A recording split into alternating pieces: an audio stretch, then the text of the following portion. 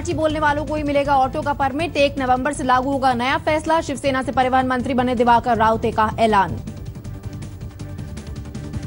कांग्रेस ने सरकार के फरमान को बताया असंवैधानिक। एनसीपी ने कहा सही नहीं है मराठी थोपा जाना। मुंबई में पटरी से उतरी लोकल। विले पार्ले और अंधेरी के बीच 8 डिब्बे पटरी से उतरे। हादसे में किसी यात्री के घायल होने की खबर नहीं। फास्ट रूट पर ट्रेनों की आवाजाही पर असर। वेस्टर्न लाइन पर हजारों यात्री दिन भर होते रहे परेशान। लंबी दूरी की ट्रेनों का भी बदलना पड़ा समय। कल हार्बर लाइन पर सीएसटी स्टेशन में घुसते समय एक लोकल ट्रेन डिरेल हो गई थी, जिससे हार्बर लाइन पर सफर करने वाले यात्री कई घंटे परेशान रहे। बढ़ते हादसों पर रेलवे ने जताई चिंता। दिल्ली में रेल मंत्री सुरेश प्रभु ने ली 17 जोन के महाप्रबंधकों की बैठक। रेल मंत्री ने कहा सुरक्षा में लापरवाही बर्दाश्त नहीं होगी। महाप्रबंधकों को दिया 0 एक्सीडेंट का लक्ष्य।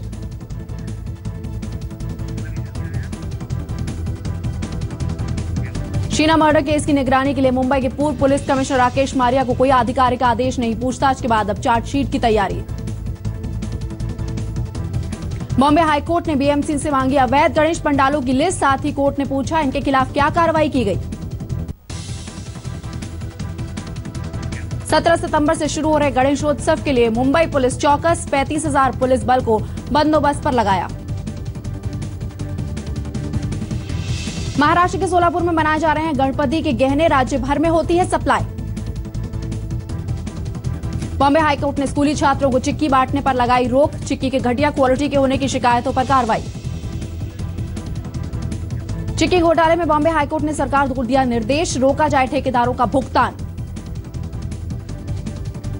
कोर्ट ने सरकार से 1 हफ्ते में बताने के लिए कहा है कि क्या चिक्की का ठेका देते समय पूरी की गई है ई टेंडरिंग की प्रक्रिया।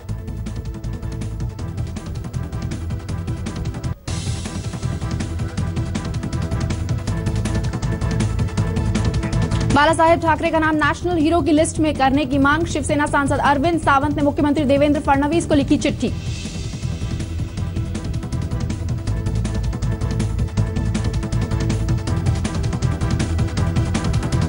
सावंत ने महाराष्ट्र के सरकारी दफ्तरों में बाल ठाकरे का फोटो लगाने की मंजूरी देने की मांग की। फिलहाल 28 नेताओं की तस्वीरें सरकारी दफ्तरों में लग सकती हैं। शिवसेना का बाला साहेब विखे पाटिल और शरद पवार पर हमला। सामना में लिखा दोनों नहीं है भरोसेमंद राजनेता। सामना का पवार पर हमला। कहा पवार ने कांग्रेस की जड़ें कमजोर करने के लिए बनाई थी एनसीपी, लेकिन सत्ता के लालच में कांग्रेस के साथ मिलकर किया राज। लेप्टोस्पायरोसिस को रोकने के लिए सरकार जानवरों को वैक्सीनेशन करने की तैयारी में। बरसात में कुत्ते बिल्ली के यूरिन से फैलती है बीमारी।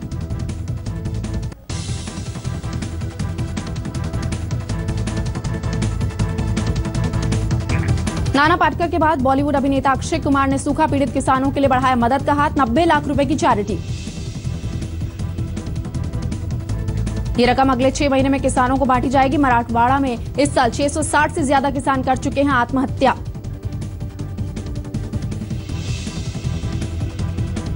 मुंबई पुलिस के ट्रैफिक जागरूकता कार्यक्रम में शामिल हुए बिग बी। ट्रैफिक पुलिस को बांटे गए हेलमेट। सेंसेक्स 150 अंक गिरकर 25,705 पर बंद। निफ्टी में 43 अंक की गिरावट।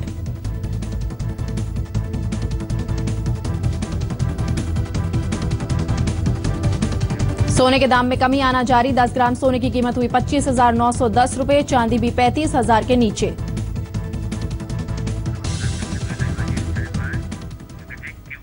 नमस्कार, मैं हूं वीना नवीन। आप देख रहे हैं मुंबई मेट्रो। फटाफट खबरों के बाद अब खबरें विस्तार से। पिछले 2 दिनों में मुंबई में 2 लोकल ट्रेन हादसे हुए हैं। सोमवार की शाम के हादसे के बाद आज सुबह 11 बजे अंधेरी से विले पार्ले रूट पर लोकल ट्रेन के 8 डिब्बे पटरी से उतर गए। हालांकि इस हादसे में किसी के घायल होने की कोई खबर नहीं है, लेकिन सवाल ये उठ रहा है कि देश में कब तक रेल दुर्घटनाएं होती रहेंगी।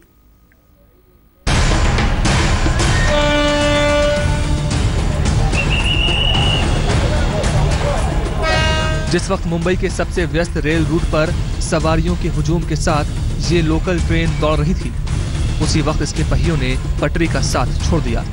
फर्राटे भरती लोकल ट्रेन के 8 डिब्बे धड़धड़ाकर डीरेल हो गए। गनीमत रही कि इस रेल हादसे में किसी की जान नहीं गई, लेकिन 2 दिनों में हुए 2 रेल हादसों ने रेलवे बोर्ड के कान खड़े कर दिए। इसी सेक्शन की, वेस्टर्न रेलवे के जो सब अर्बन सेक्शन की स्लो लाइन है विरार चर्चगेट के बीच में, वो प्रभावित नहीं हुई है। उस पर ट्रैफिक सामान्य है। फास्ट लाइन में ट्रैफिक प्रभावित हुआ है इस डिरेलमेंट की वजह से।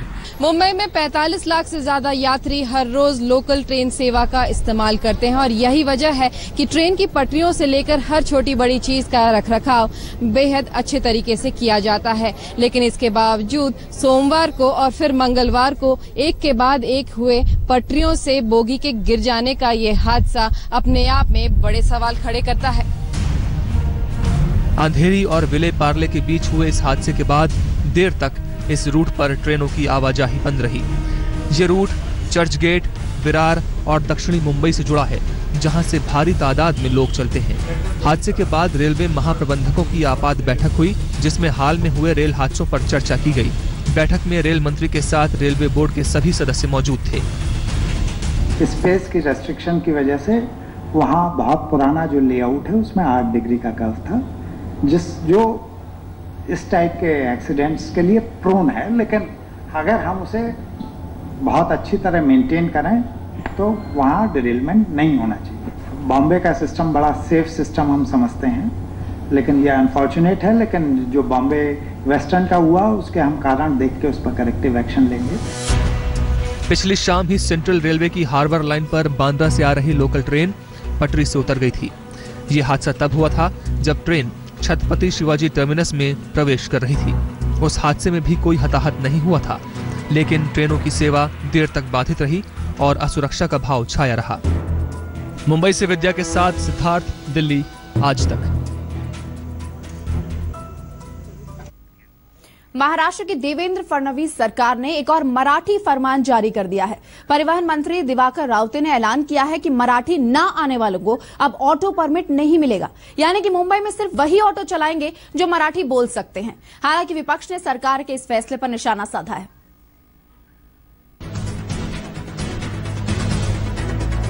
अगर मुंबई और आसपास के इलाकों में ऑटो चलाना हो तो मराठी सीख लीजिए, क्योंकि तभी ऑटो चलाने के लिए जरूरी परमिट मिलेगा। परिवहन विभाग जल्द ही ऑटो रिक्शा के लिए 1 लाख नए परमिट जारी करने जा रहा है। परमिट के लिए आवेदन करने के लिए सबसे जरूरी पात्रता है मराठी बोल पाना। ये ऐलान किया है महाराष्ट्र के परिवहन मंत्री दिवाकर रावते ने, जो शिवसेना से हैं। नवीन परवाने देत असताना एक खास बाब आम्ही यावेळेला जी पूर्वी पाळली गेली त्याचं नंतर मी बघीन कोणत्या कायद्यात कसं करायचंय तो हा विषय आहे। पण महाराष्ट्रात रिक्षा चालवणाऱ्या प्रत्येकाला मराठी आलं पाहिजे हे बंधन आहे। मुंबई के अलावा पुणे, नासिक, सोलापुर और दूसरे शहरों के लिए भी ऑटो परमिट जारी किए जाएंगे। खत्म हो चुके परमिट को भी दोबारा चालू करने के लिए एक स्पेशल ड्राइव भी अगले महीने से चलाई जाएगी। परमिट लेने के लिए मराठी जानने के अलावा जीपीएस और जीपीआरएस जानना भी अनिवार्य होगा। मल्टीप्लेक्स में मराठी फिल्में चलाना अनिवार्य करने के बाद फडणवीस सरकार का ये दूसरा ऐसा फैसला है जिसे लेकर विवाद खड़े हो रहे हैं। विपक्ष ने इस फैसले के लिए सरकार पर हमला बोला है। महाराष्ट्र के परिवहन मंत्री का जो ये फैसला है वो सरासर संविधान विरोधी है और कानून विरोधी है। भारत के संविधान में ये व्यवस्था है कि किसी भी नागरिक के साथ सरकार भाषा, धर्म, जाति के नाम पर किसी प्रकार का भेदभाव नहीं कर सकती। सरकार को अपना ये फैसला वापस लेना पड़ेगा। मैं इसकी निंदा करता हूँ, निषेध करता हूँ। एनसीपी के मुताबिक ऐसा निर्णय लोगों पर थोपा नहीं जा सकता। मुंबई एनसीपी अध्यक्ष सचिन अहीर के मुताबिक ऑटो ड्राइवरों को मराठी आनी चाहिए। ऐसी अपेक्षा करना बिल्कुल गलत नहीं है, लेकिन सरकार को मराठी थोपनी नहीं चाहिए। दूसरे राज्यों से आए ऑटो और टैक्सी ड्राइवरों को लेकर महाराष्ट्र में विवाद पहली बार खड़ा नहीं हुआ है। कुछ सालों पहले राज ठाकरे की महाराष्ट्र नवनिर्माण सेना ने परप्रांतीय टैक्सी ड्राइवरों पर हमले किए थे। राज ठाकरे के भाषणों में भी परप्रांतीय टैक्सी ड्राइवर निशाने पर रहते हैं। जानकारों की माने तो परिवहन मंत्री का ये कदम शिवसेना और एमएनएस के बीच मराठी वोटों को लेकर होने वाली लड़ाई का नतीजा है। नए ऑटो रिक्शा परमिट के जरिए राज्य सरकार को 325 करोड़ की कमाई की उम्मीद है, लेकिन इस कमाई से भी ज्यादा शिवसेना इस मुद्दे के जरिए एक बार फिर से अपना मराठी मानुस का एजेंडा सामने लाने की कोशिश करती हुई नजर आ रही है। कैमरामैन समीर शानबा के साथ कमलेश सुतार, मुंबई आज तक। एक 6 महीने की बच्ची जिसके किसान पिता ने सूखे से परेशान होकर आत्महत्या कर ली, जिसे पालने में असमर्थ मां ने उसे गोद दे दिया। वो नन्ही परी 41 साल बाद स्वीडन से अमरावती आकर अपनी मां को ढूंढने में कामयाब रही। 42 साल की नीलाक्षी एलिजाबेथ की खुशी का कोई ठिकाना नहीं है। वो स्वीडन से अपनी मां की तलाश में भारत आई थी, जो अमरावती में एक एनजीओ की मदद से पूरी हो गई। You know, this woman is so beautiful. I was like, wow, she's the most beautiful woman I've ever seen. And I couldn't keep my eyes off her. All the time when I was spending time with her, I just had to look at her. Neelakshi जब 6 महीने की थी तो उनके पिता ने 1973 के सूखे के चलते आत्महत्या कर ली। इसलिए मां ने उन्हें स्वीडन के एक परिवार को गोद दे दिया। 10 साल की उम्र में एक दिन टीचर ने क्लास में बच्चों से फैमिली ट्री बनाने को कहा, तो उस दिन से ही नीलाक्षी ने अपनी जड़ें तलाशने की ठान ली। There was a moment where they were saying that we could make family trees, and I was thinking that is totally useless for me because I'm not related to these people for you. So I was thinking, why should I do that?